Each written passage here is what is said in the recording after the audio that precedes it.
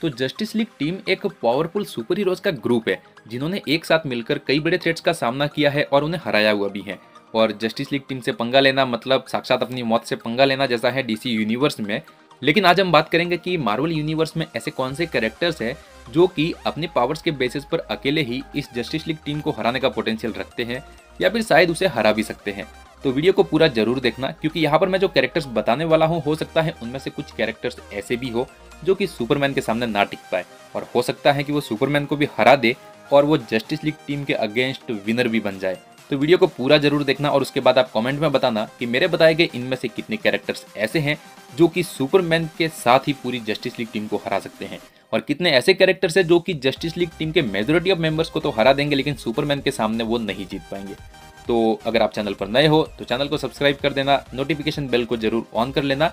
खैर वैसे इस टॉपिक का सजेशन हमें दिया था हमारे एक सब्सक्राइबर अभिक दास जी ने, तो पहले तो उनका बहुत बहुत धन्यवाद, क्योंकि उन्होंने हमें कमेंट बॉक्स में टॉपिक सजेस्ट किया। उन्होंने टॉप 10 कैरेक्टर्स के ऊपर वीडियो बनाने को कहा था, लेकिन मैं टॉप 5 पर बना रहा हूँ क्योंकि इसका सेकंड पार्ट भी जरूर आएगा। अगर आप भी अपने फेवरेट टॉपिक के ऊपर वीडियो देखना चाहते हो तो कमेंट बॉक्स में सजेस्ट जरूर करना, मैं उसके ऊपर भी वीडियो जरूर बनाऊंगा। तो चलिए अब शुरू करते हैं हमारे उन 5 मार्वल कैरेक्टर्स की लिस्ट के बारे में बात करना जो कि जस्टिस लीग टीम को हराने का पोटेंशियल रखते हैं। तो यहाँ पर नंबर 1 पर है किंग हाइपरियन। हाइपरियन को आप मार्वल का सुपरमैन भी कह सकते हैं, क्योंकि सुपरमैन और हाइपरियन दोनों ही एक दूसरे प्लेनेट से अर्थ पर आए हुए हैं। दोनों की कई सारी पावर्स भी एकदम आइडेंटिकल है। इसके साथ ही जिस तरह से सुपरमैन की वीकनेस क्रिप्टोनाइट है, उसी तरह से मार्वल यूनिवर्स में हाइपरियन की वीकनेस वाइब्रेनियम को दिखाया गया है। तो दोनों की पावर्स भी सेम है और दोनों की एक एक वीकनेस भी है, तो इस वजह से आप दोनों को पैरेलल कह सकते हैं। बेसिकली सुपरमैन का ही कॉपीड वर्जन है हाइपरियन। मार्वल यूनिवर्स में हाइपरियन एक पैरेलल अर्थ पर एग्जिस्ट करता है, लेकिन कुछ रीजंस की वजह से वो वहां से अर्थ 616 पर आ जाता है, और किंग हाइपरियन अपनी अर्थ के सभी हीरोज और विलन्स को मारकर खुद को बचे हुए सर्वाइवर्स का किंग घोषित कर देता है। वैसे किंग हाइपरियन ने अर्थ 616 पर आने के बाद कई बार हीरोज के साथ भी काम किया है, कई बार विलन्स के साथ भी काम किया है, तो इस वजह से उसे आप एंटी हीरो कैरेक्टर कह सकते हैं। तो वही दूसरी तरफ जो सुपरमैन है वो एक सुपर हीरोइक कैरेक्टर है। वैसे किंग हाइपरियन सुपरमैन से ज्यादा पावरफुल नहीं है, और नो डाउट कि वो सुपरमैन को पावर के मामले में तो टेक डाउन नहीं कर सकता है और ना ही उसे ओवर पावर कर सकता है, लेकिन वो जस्टिस लीग टीम के बाकी सारे मेजॉरिटी ऑफ मेंबर्स को टेक डाउन कर सकता है, जैसे कि Aquaman, Batman, cyborg, wonder woman etcetera etcetera. और आखिर में यह फाइट हाइपरियन वर्सेस सुपरमैन के बीच में रह जाएगी, और हो सकता है कि हाइपरियन इस फाइट को सुपरमैन की वजह से ना जीत पाए, लेकिन फिर भी मैं कहूंगा कि हाइपरियन यहाँ पर सुपरमैन को हराकर जस्टिस लीग टीम के अगेंस्ट विनर बन सकता है। क्योंकि भले ही हाइपरियन सुपरमैन से ज्यादा पावरफुल ना हो, लेकिन हाइपरियन की खास बात यह है कि वो जीतने के लिए कुछ भी कर सकता है। उसके ना तो कोई मॉरल्स है, ना ही कोई एथिक्स है, ना ही कोई रूल्स है। वो ना तो किसी की जान की परवाह करता है, ना ही कौन मर रहा है कौन बच रहा है उसकी चिंता है उसे बस चाहिए तो खुद की जीत। लेकिन वही दूसरी तरफ अगर सुपरमैन की बात करते हैं तो सुपरमैन एक सुपर हीरो है, और यही बात उसे हाइपरियन से अलग भी बनाती है, क्योंकि सुपरमैन को परवाह है कि कौन जिंदा है कौन मर रहा है, किसे नहीं मारना है किसे मारना है, वो सब सोचता है। उसके मॉरल से, उसके एथिक्स से, उसके सुपर हीरो जो रूल्स है वो उसके बीच में आ जाते हैं। तो वही हाइपरियन के ऐसे कोई रूल्स नहीं है जिसकी वजह से वो जीतने के लिए कुछ भी कर सकता है, और इसी वजह से हो सकता है कि वो सुपरमैन पर भी भारी पड़े, क्योंकि सुपरमैन जहाँ पर अपने मॉरल्स के साथ बंधा हुआ है वहीं पर हाइपरियन पूरी तरह से फ्रीडम के साथ फाइट करता है। तो इस वजह से हो सकता है कि हाइपरियन पूरी की पूरी जस्टिस लीग टीम को हरा सकता है, और इस वजह से यह भी इस लिस्ट में है। अब अगर हम हमारे दूसरे कैरेक्टर की बात करें तो वो है डॉक्टर डूम। तो डॉक्टर डूम मार्वल यूनिवर्स का ग्रेटेस्ट विलन है और एक इंटेलिजेंट विलन भी है। डॉक्टर डूम की इंटेलिजेंस और मैजिकल मास्टरी के साथ ही उसके आर्मर से मिलने वाली उसकी फिजिकल पावर्स उसे और भी ज्यादा डेंजरस बना देती हैं।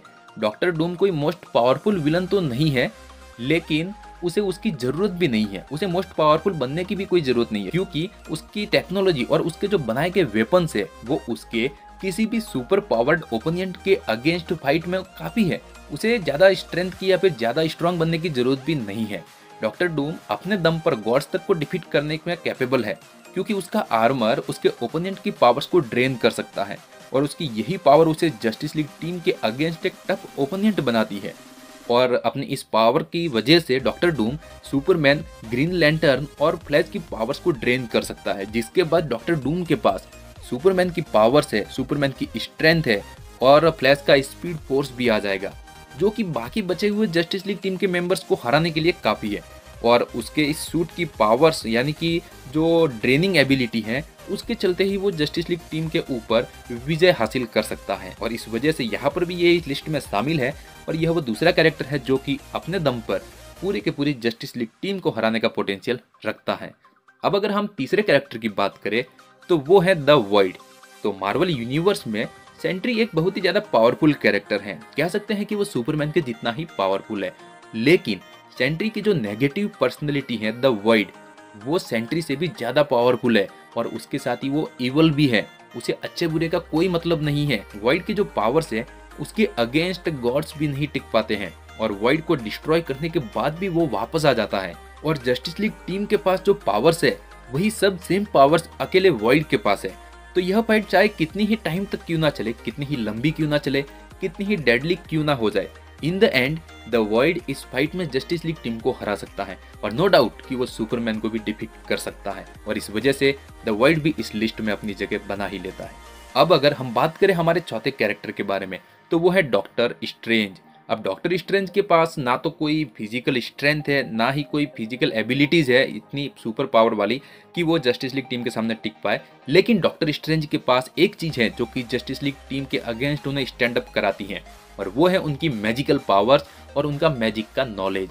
और वो मैजिक को यूज करने में मास्टरी कर चुके हैं और वो सॉर्सरर सुप्रीम भी रह चुके हैं। तो doctor strange easily justice league team को पोर्टल्स के द्वारा अलग अलग लोकेशंस पर भेज सकते हैं जहां पर उनकी टीम यूनिटी किसी काम की नहीं रहेगी।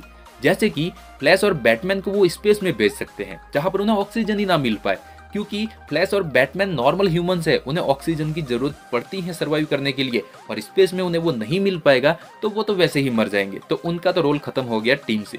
और वंडर वुमेन की जो कॉम्बैट स्किल्स है उन्हें डॉक्टर स्ट्रेंज अपनी मिस्टिकल आर्ट्स में मास्टरी की वजह से अच्छे से हैंडल कर सकते हैं और ऐसा ही कुछ वो सुपरमैन के साथ भी कर सकते हैं। वो सुपरमैन को ऐसी जगह पर भेज सकते हैं जहां पर उसे येलो सन के रेडिएशन का एडवांटेज ही ना मिल पाए और इस तरह से doctor strange justice league team को डिवाइड करके उनके ऊपर जीत हासिल कर सकते हैं और डॉक्टर स्ट्रेंज यहाँ पर विनर बन सकते हैं। तो अब मैं ऐसा तो नहीं कह रहा हूँ कि doctor strange 101% justice league team को हरा ही देंगे, लेकिन पॉसिबिलिटी तो बनती है कि डॉक्टर स्ट्रेंज हो सकता है जस्टिस लीग टीम को हरा सके और इसीलिए डॉक्टर स्ट्रेंज भी इस लिस्ट में शामिल है। और अगर अभी हम बात करें हमारे आखिरी कैरेक्टर यानी कि 5वें नंबर के कैरेक्टर की तो वो है कैप्टन मार्वल। और कैप्टन मार्वल के पास फ्लाइट एबिलिटीज है, वो हवा में काफी अच्छी स्पीड से उड़ सकती है, उसके पास सुपर स्पीड की पावर्स है और सुपर स्ट्रेंथ भी है जिससे कि वो फ्लैश, वंडर वुमेन और ग्रीन लैंटर्न को अच्छी खासी टक्कर दे सकती है एक फाइट में। और एनर्जी को एब्जॉर्ब करके वो बाइनरी फॉर्म में अगर ट्रांसफॉर्म हो जाए तो उसके बाद तो वो इजीली इन तीनों को टेक डाउन भी कर सकती है और एक बार उसके पास इनफ एनर्जी आ जाती है और वो बाइनरी फॉर्म में ट्रांसफॉर्म हो सकती है तो उसके बाद तो वो सुपरमैन को भी ट्रबल में डाल सकती है और आखिर में यह fight Superman versus captain Marvel पर आकर ही खत्म हो जाएगी या फिर यहाँ पर दोनों के बीच में एक डेडली फाइट हो जहाँ पर कौन विनर होगा यह आप मुझे कमेंट करके जरूर बताना। वैसे अगर आप कहेंगे तो मैं सुपरमैन वर्सेज कैप्टन मार्वल के ऊपर एक डेडिकेटेड वीडियो भी बना दूंगा जो कि कुछ ही टाइम में आपको देखने को मिल भी जाएगा अगर आप कमेंट करेंगे तो। लेकिन फिर भी आप हमें कमेंट बॉक्स में बताना कि आपको क्या लगता है कैप्टन मार्वल वर्सेज सुपरमैन में विनर कौन हो सकता है और क्या कैप्टन मार्वल अकेले ही पूरी जस्टिस लीग टीम को हरा पाएगी या नहीं। तो यह थे वो टॉप 5 मार्वल कैरेक्टर्स जो कि मेरे अकॉर्डिंग जस्टिस लीग टीम को हराने का पोटेंशियल तो रखते हैं। वैसे आपको क्या लगता है इनमें से कौन से वो कैरेक्टर्स है जो कि जस्टिस लीग टीम को तो हरा लेंगे लेकिन सुपरमैन के सामने नहीं जीत पाएंगे? कमेंट में जरूर बताना। वीडियो अगर अच्छी लगी हो वीडियो को लाइक कर देना, साथ ही चैनल को सब्सक्राइब करके बेल आइकन जरूर ऑन कर लेना। अगर आप भी किसी टॉपिक के ऊपर वीडियो देखना चाहते हो तो कमेंट बॉक्स खुला हुआ है, वहां पर जाकर आप मुझे सजेस्ट कर सकते हैं। मिलते हैं नेक्स्ट वीडियो में। Warriors around, don't get caught in the mosh pit. Fuel to the fire, ain't nobody can stop it. Trouble in my city, but you know I'm across it. Got a 40 on my hip and I'm liable to spark it. Flow